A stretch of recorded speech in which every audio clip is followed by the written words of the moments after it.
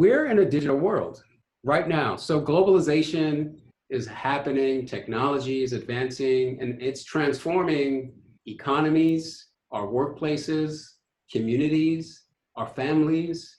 Think about it. There's billions of connections, online connections every day among people, businesses, devices, data. So this is this digital world we're in, and artificial intelligence, machine learning, cloud computing. I'm sure you've heard that term, computing in the cloud, big data, the Internet of Things, devices that are connected to the internet and talking to each other, and even blockchain, which is something, I don't think we'll get into that today, but that's another revolutionary technology in communication, and that's also coming.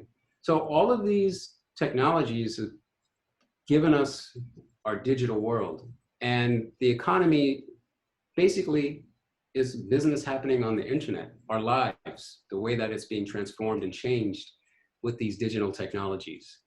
And we're creative. So there's tremendous opportunity around this. So the digital world really are comprised of those technologies. Also, it's happening really fast. These breakthroughs are unprecedented. So to give you a comparison, digital technology has reached half the people around the world in just 25 years. When you compare to electricity, when electricity was invented, it took 150 years for electricity to reach half people around the globe. When you compare it to cars, when the car was invented, in 25 years, it only reached 2% of the population. So we've never experienced technology like this happening at such an unprecedented pace. And that's really the digital world that we're in.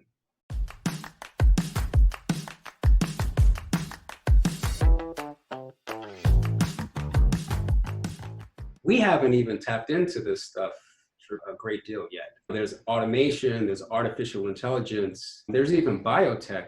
There's a lot of testing and experimentation being done with that too. But what we're going to see as the pattern and the theme is the companies that are going to be successful are the ones that will fundamentally change the way we do things, the way we live, for good, right? That's the assumption here, for good, right? Allowing us to live more productive, efficient, happy lives, right? This is really how it should all come together.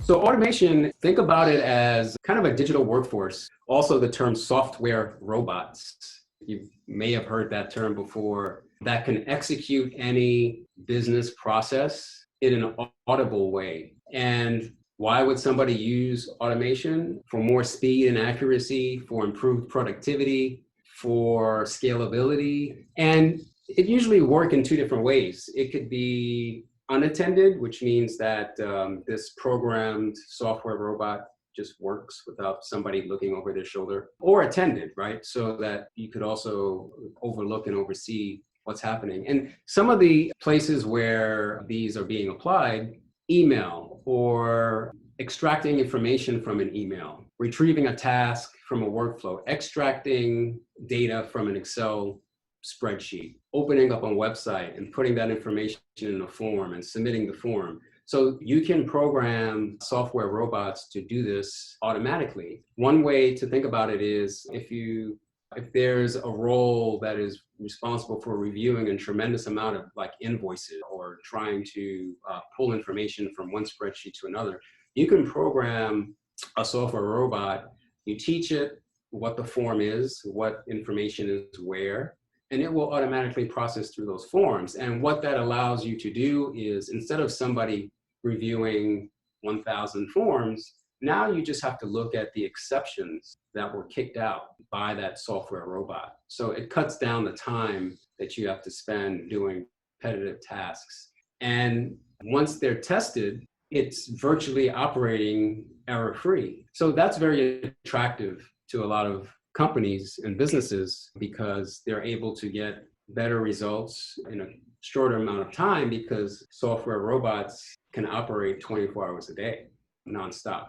And automation has already impacted a lot of the traditional jobs that we've had in the last 10, 15, 20 years. When you think about bank tellers, we used to have a lot more bank tellers than we do today. Also, when you think about people that work in environments that are hazardous, like mining, coal mining, or you have automation and robots that can help with that without putting people in harm's way. And even nursing, when you look at the role of the nurse practitioner today, they're taking on a lot more responsibilities of the medical doctor. And that's because of there's technology and some things in place that allow them to do that. So those are some examples of automation.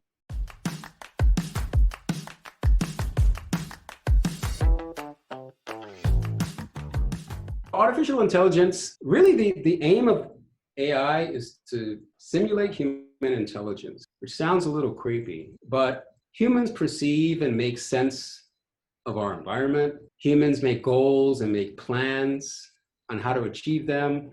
We use language to communicate complex ideas. We learn from our experiences all the time.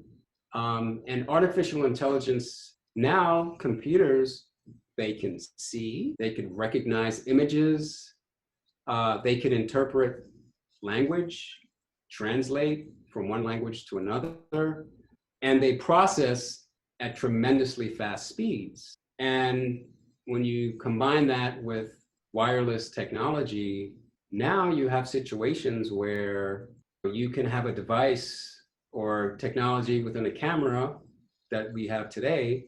The camera knows what it's looking at. Oh, that's a person, that's a face, that's a dog, oh, wait a minute, that may be somebody doing something. Artificial intelligence really is starting to get closer to simulating human intelligence. And when I talked about the history of where we got here, you could think about this kind of way of thinking about it as well. When we talked about the steam engine and electricity and the machines and factories, that was about overcoming the limitations of our muscles. Artificial intelligence is overcoming limitations of our brains. So computers can recognize patterns far better than we can as individuals. When you have enormous amounts of information, even subtle patterns, very subtle patterns, when you're trying to detect cancer in a lung, computers are detecting these things at a faster rate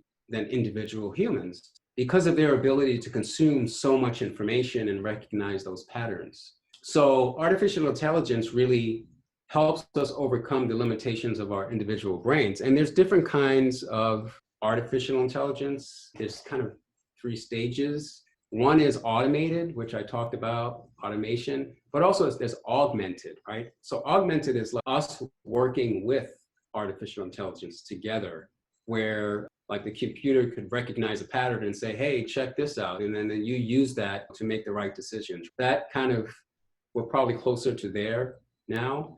And then the 3rd stage is where it's just autonomous, where it's just operating unattended. It's just going and going and learning and going and learning and going and making decisions that we allow it to make. We're not there yet at all, but that's probably where it goes from here. So AI is really radically changing our economy. You could even think about there being some sort of an arms race around it, right? Because how do you compete with this? Not just companies, but governments globally. And there's a lot of things that we need to think about. So that's how I think about AI. That's how I frame it.